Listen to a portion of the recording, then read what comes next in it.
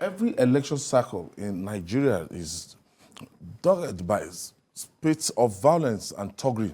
So there's always appreciation at this kind of apprehension at the sign of anything that could disrupt peace. Conduct of the election. The Area Comptroller of the Airport Command of the Nigerian Customs Service, Sambo Dangaladima, has confirmed the seizure of baggage consisting 162 cartons of banned Tramadol, as well as military and police hardware. The items were intercepted at the Skyway Aviation Handling Company. The controller said the drugs originated from India and Pakistan and were brought into the country through Addis-Ababa in Ethiopia to Lagos with an estimated duty paid value of 13.8 billion naira. This is huge. Wow, 13.8 billion naira.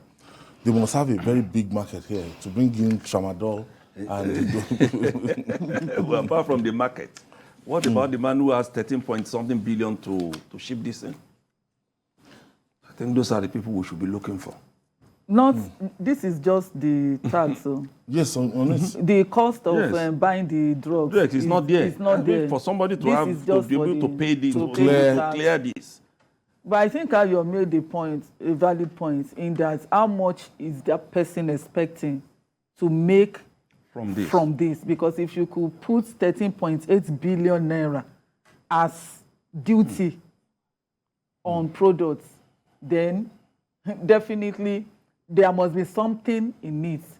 And I think this tells us the rates at which Nigerians are using these hard drugs. It means it's a very huge market. We're in trouble. It's a huge market. You see, like a friend of mine was telling me the other time that have I ever noticed, and I started noticing when she said it, that just when you are going along the street, just watch.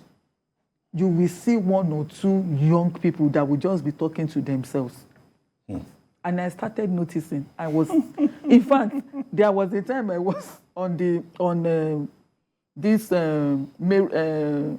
Palm Grove, Maryland, that road, Western. Road. Yes, the Ikorodu Road. I wasn't the one driving, so I was also looking to see the youth walking around, and I saw one particular one stood before a statue, and he was just talking to that thing. And I saw people passing by, they were just looking at him as if it is normal. You know, before, when you see somebody talking to himself, you'll be worried. You'll be concerned. People will gather around him. In fact, you will call people down. It's like something is happening to this fellow. But now, it's happening. Our youths are dying. I think a lot of people are disillusioned. Probably, and these drugs are, by the time they get them, they come to them cheaply because they are bad drugs in any case. So they take these things. The youth, they take these drugs. They take them like mad. So, but it's a function. Is the implication. Something has happened. What we are seeing is just the results of something that happened. So we need to look at the problem. You see, they are not just taking the drugs like that. They are not just turning to drugs, but they are turning to drugs for something. I think the parents are busy running after money on livelihood. Right now, it's difficult to get the full attention that we used to get those days from our parents. The cost of survival in Nigeria. Maybe the cost of survival, but then, despite the fact that some of these things come cheap, like Madam said, for those who can't even eat, it's costly. Look at the case at the Federal Government College in Edianiki. Secondary school students jumping the fence to go into hotels to have sex and to take drugs. For you to be able to put your what? Or the way we put it, your children in a boarding school, it means you have some money. Some money, yeah. It means you have some money. So it's not, for me, so much like parents, everybody shirking their responsibilities to their children. It's also about the kind of society we have developed, where even adults are careless with what they do. And like you have, okay, look at the intro to this. These things have been coming in more in the last 1 year.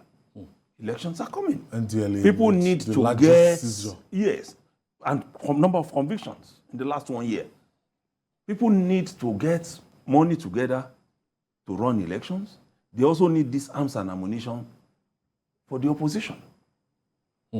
So it's getting to our children. For me, I see it as a byproduct. Okay. Yeah, that's The what I'm larger trying to say. picture. Is the problem in the society. Yes. Okay, let's go for this break. When we come back, we'll talk more. Thank you for staying with us. This arms and ammunition confiscated after the election will now be faced with fresh waves of insecurity. How many do we know has gotten in without being detected? I'm not saying that, I'm not confirming anything, but we know that for every seizure made, there must have been some successes also by these people. Our security agents they are doing a good job, especially now that they are doing full inspection. But can they discover everything? It's a no. So whatever they are able to do now, we should commend them, and then hope that somewhere along the line, those who are bringing in these things and who are doing this evil to the country will begin to have a rethink. Because it's eating up the whole of the country, eating it up. And if we are not careful, like you have said, after the election, when they are finished using this arms and ammunition for the election, then it's now going to be a season of armed robbery. And people being under pressure in their homes. Ultimately, NDLA, if you see the way they've stepped up their raids and the way they've been confiscating these drugs and everything, you know that we have a problem. If the volume they keep confiscating, you know that if they don't have the market here, there's no how they can be, that can be lucrative. I also think that we should commend the customs too, even for this. So sure. Yes, because very well. they are doing well. And I also want to point out the fact that this is always a recurring decimal in our polity.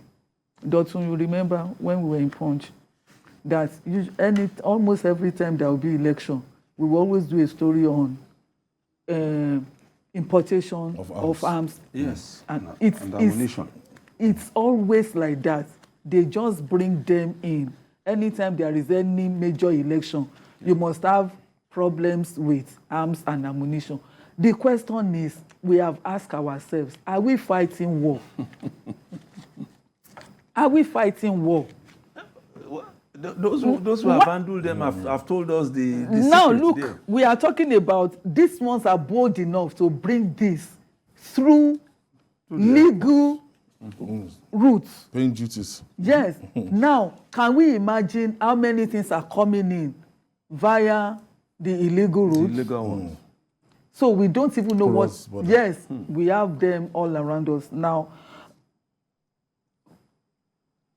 But what happens to these ones that are arrested?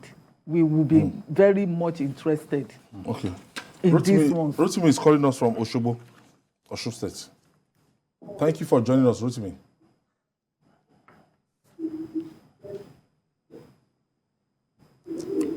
Hello, Rotimi. Good evening. Yes, go ahead, please. Greetings to everybody here. Good Presents. evening. Thank you. From my experience as a construction man, there is market for this drug, particularly Tramadol, because there are two categories of users.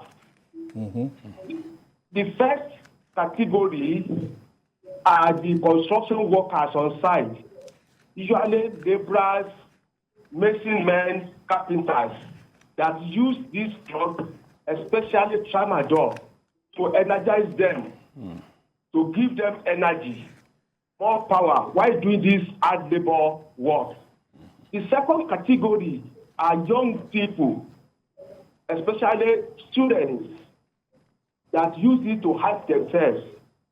I think that's the problem we have with those people. That those users, they don't know that it affects their psyche, their mental stability. But for the first category of users, they use it to energize them, to give them more. The problem we have with our law enforcement agents is that they must try as much as possible to track down the users within the second category. Because Thank you. But I think once something is illegal, there is really no point tracking one category and not tracking the other. Because like you said, students in secondary school, for instance, some of them are runners who want to energize themselves. But at the professional category, it's doping. So whichever way you look at it, whether you are using it to energize yourself, it's illegal. So there is no point sparing anybody. There are alternatives that these people can use to energize themselves. And doctors have told us the best medicine you can get is the food you eat. And then followed by the lifestyle that you also lead. Those are the two things.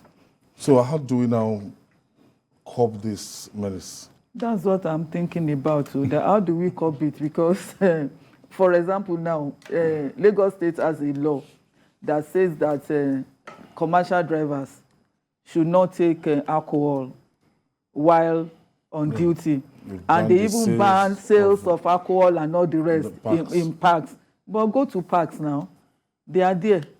Early in the morning. Early in the morning. And even they this... even sleep overnight. It's not just... Yeah. And these drivers, you will see this driver, they call it Pelebe, what do they call it? Pelebe. And they will be taking it. Okay. If they get arrested, they say, okay, they will test them for drugs. And how many of them would they arrest? How many have been tested? How many have been prosecuted? So I think in the area of prosecution, maybe we have problem there, and that is probably why this thing is going on the way it is. For example, as I was explaining during the commercial, that I went to the cattle market to buy meat, and I saw these young people taking the drug openly, and there is nobody to even, when you are afraid of something, you even go and hide to take it. But when you do it openly, it shows that you are not afraid. You don't even think that anybody can arrest you or that you are doing anything that's... So I think it has so much got to the psyche of these people that they don't see any repercussion, any negative repercussion. Don't even talk about their health. Talk about the law. They don't even see them being arrested. They don't see themselves being prosecuted. So they think it's normal. And maybe because they also feel that in Nigeria you can get away with so many things. And maybe that is why they think it's, unfortunately too, they are getting away with it. Maybe we should step up with the arrest and the prosecution. And if you ask me, I don't know, those who arrest them and those who will prosecute, are they also on Tramadol? Especially if I think that's why I like what General Bubamarwa is doing in NDLEA. Go for those who are behind the importation. Because if you don't cut off the supply, the use will always be there. it circulates. It's just a matter of you bringing it in. The users are waiting. So it's good that we are getting some of these high-level people who are producing these things, even in their homes, arrested.